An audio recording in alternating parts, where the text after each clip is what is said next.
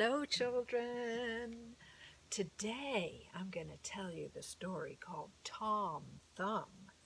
This one retold by Richard Jesse Watson in the book. But this is the story. So once upon a time, a long time ago, in the days of King Arthur, in the forest, there lived a husband and a wife in a little cottage on a very humble farm. Now, one day, the couple had a visitor. A very old man came knocking on the door. And the old couple asked him in, and they saw that he was hungry and thirsty, and they offered him the coarse brown bread that they had and the fresh goat's milk that they had. And the old man was very grateful for the food and for the drink, but he noticed that the old couple had a sadness in their eyes, and he asked them about it. And the man said, it is because we have no children and we have wanted them. Yes, says the wife, if only I had a child, even as small as my husband's thumb, I should be happy. Well, this story tickled the old man's fancy, for the old man was none other than the wizard Merlin. So Merlin went into the forest and went to the Queen of the Fairies and told the Queen of the Fairies the couple's story of how they had no child and how they would like a child even if it was no bigger than a man's thumb. Oh, this tickled the fairies' fancy. And soon, before long, there was a child that was born to the couple, and the child was really no bigger than the man's thumb, not too much bigger. Oh, and its little hat was made of an oak leaf, and his little shoes were made of spider webs and butterfly wings for his clothes. And oh, the couple loved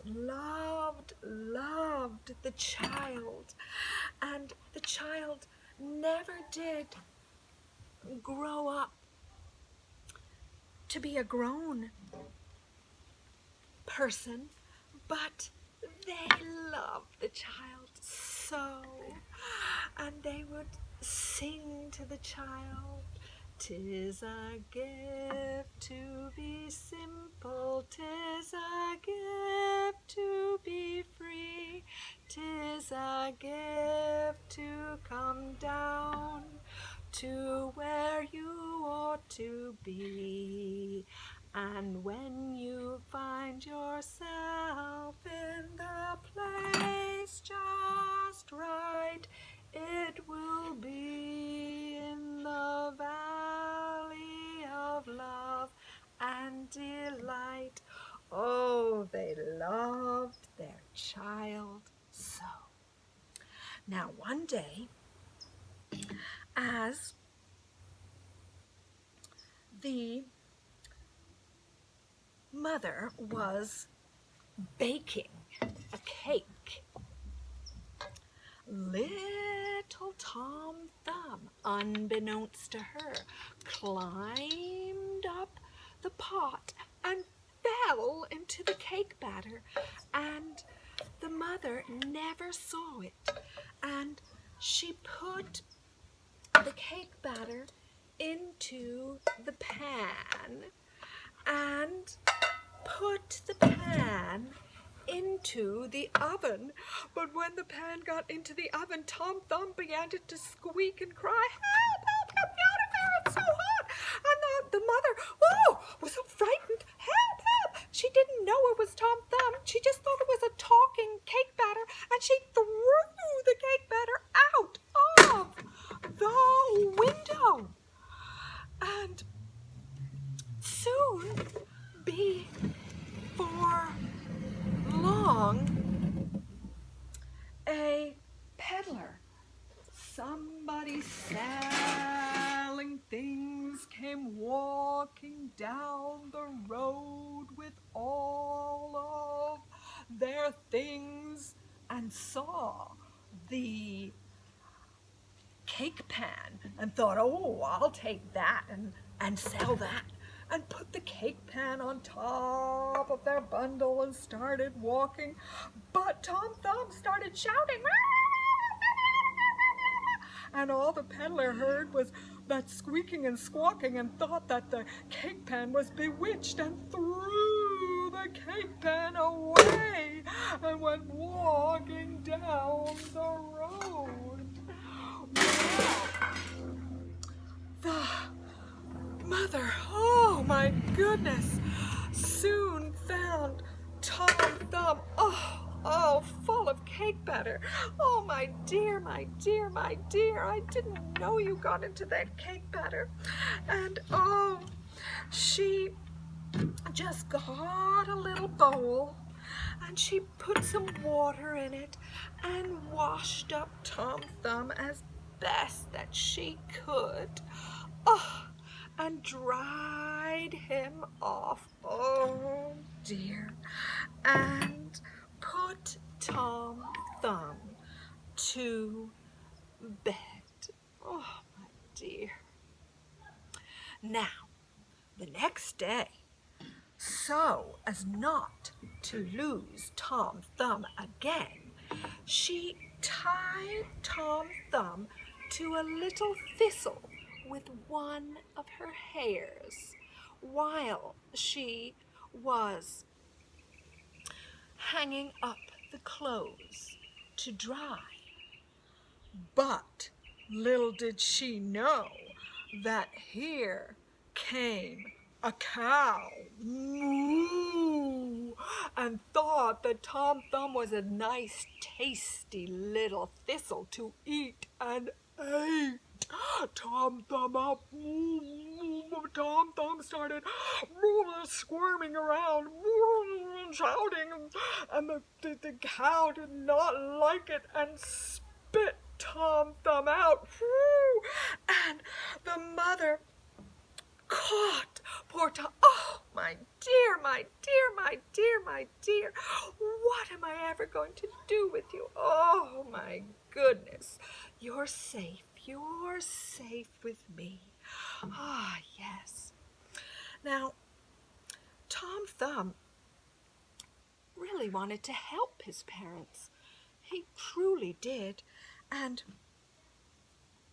so he went out to herd the cattle with his father, and he was trying to keep up with his father, and his father was walking very quickly, but he was trying to keep up. But as he was walking along, trying to keep up with his father, who should fly up above but a hawk And the hawk thought that Tom Thumb was a tasty frog and swooped down and got Tom Thumb and was going to eat Tom Thumb up when, he realized it wasn't a frog and didn't want to eat it at all and spit it out of his mouth. And here comes Tom Thumb flying down through the air. Plop! And Tom Thumb landed right on a castle grounds. But these were no ordinary castle grounds. There on the castle grounds lived a giant. Now, this giant was a friendly giant, wouldn't bother anybody. But giants, when they get bothered, lose their temper. And this giant had hurt its toe. I was very, very mad about it and was stomping about. Ooh, ow, ow, ow. But the fairies had made the giant a special shell.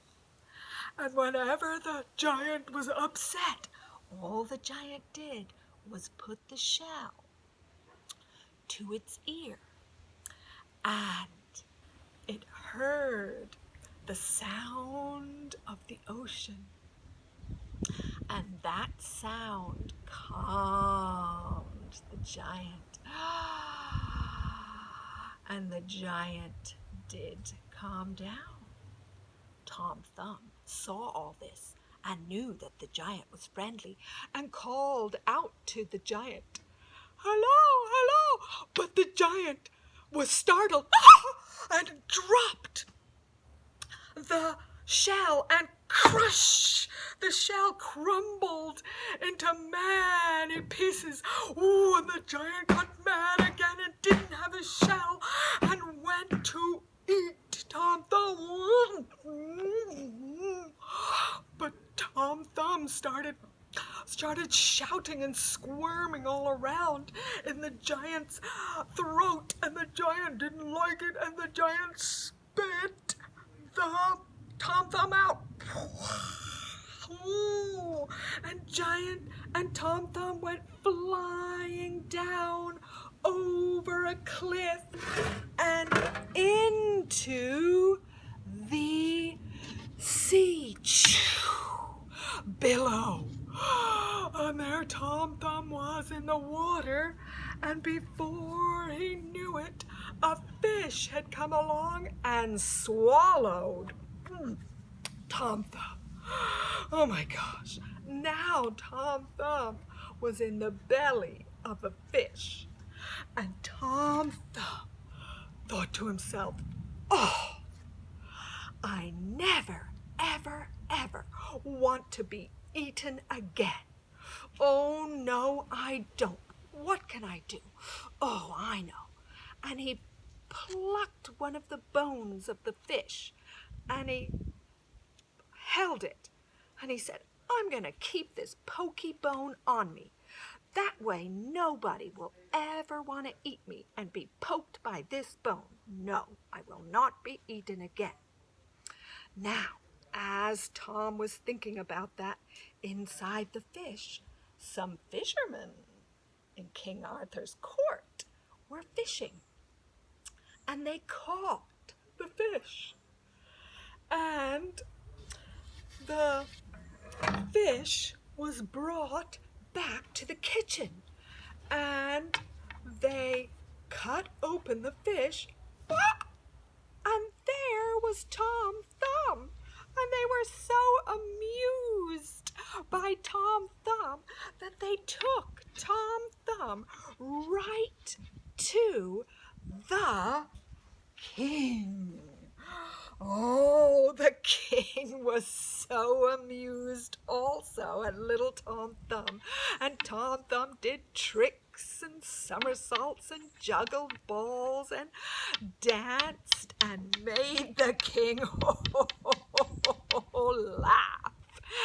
And Tom Thumb became part of the king's court.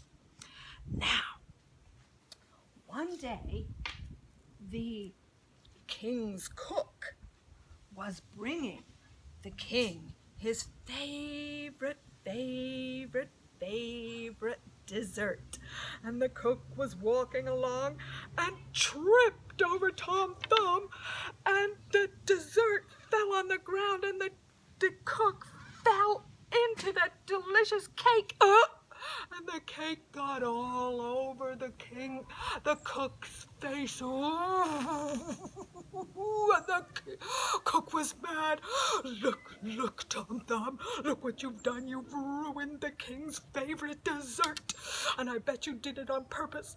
And the cook stormed over to the king and said, King, Tom Thumb has ruined your favorite dessert, and I think he did it on purpose.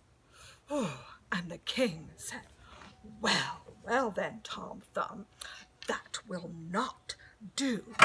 And the king took Tom Thumb and threw him out the window into the maze, the labyrinth of hedges that were in the king's court.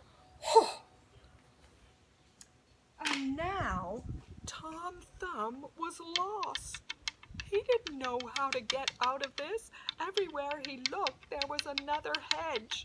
And he went down here, and there was another hedge, and here another hedge. He didn't know how he was going to get out of there. And all of a sudden, he heard,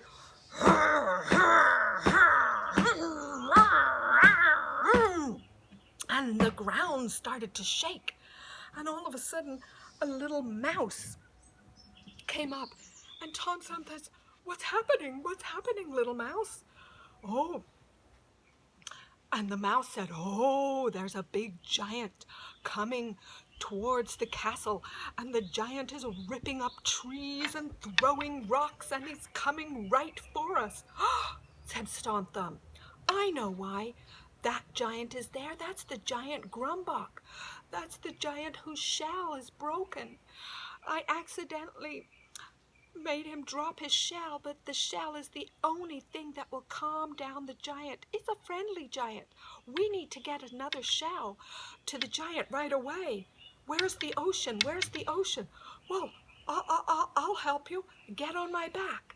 And so Tom Thumb got on the mouse's back and started going down to the ocean. And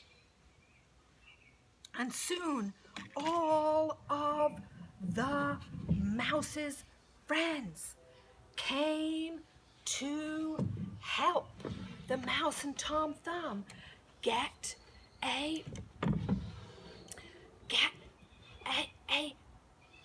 new shell. And they went down to the ocean and they picked up a big new shell, just like the one the giant had.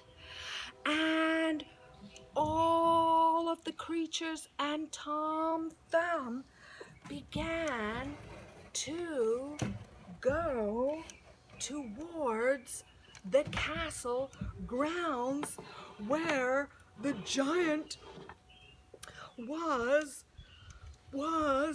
stomping about and throwing rocks and pulling up trees. And Tom Thumb thought quickly. He said, look, I'm going to make a hole with my fishbone in this shell. And now animals and rabbits and birds and mice, help me blow into this hole. It will make a sound that the giant wants to hear.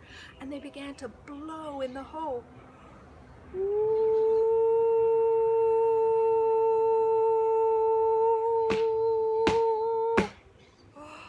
And the giant heard that sound and stopped ripping up trees and throwing boulders and went towards that shell and found it and picked it up and listened to the sound of the ocean and felt so peaceful and walked back with his shell all the way back to his castle.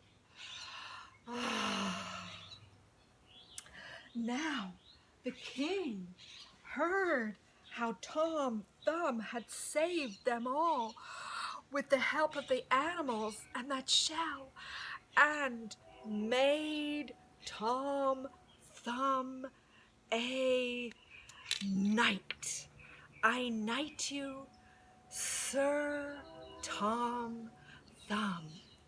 And he gave Tom Thumb lots of treasure, lots of gold for saving the kingdom and helping everybody. And Tom Thumb got on top of the treasure, and the animals all led him in the wagon of treasure, and all of them pulled the treasure all the way back to Tom Thumb's house. And there was his father to greet the young lad. Oh, my young lad. Oh, take that pokey thing away. You do not need that. Oh, my dear one. My dear one. Oh, my blessed dear, dear, dear one. You are back. Oh, thank you so, so much, animals. Oh, for bringing Tom Thumb back. Oh, yes, Mama. They helped us.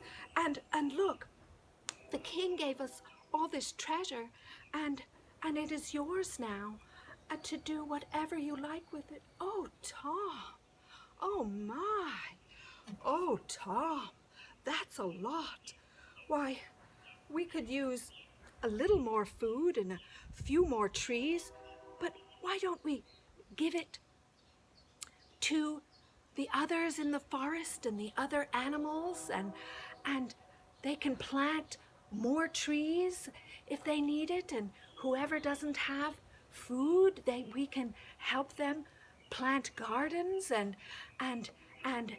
build houses, and if the animals need anything, we have it here, and we shall all live in peace together. Oh, my dear one. Dance then wherever you may be. Dance to the beat of your heart and be free. Dance, dance wherever you may be. Dance to the beat of your heart and be free. And that's the end of the story. See you next time.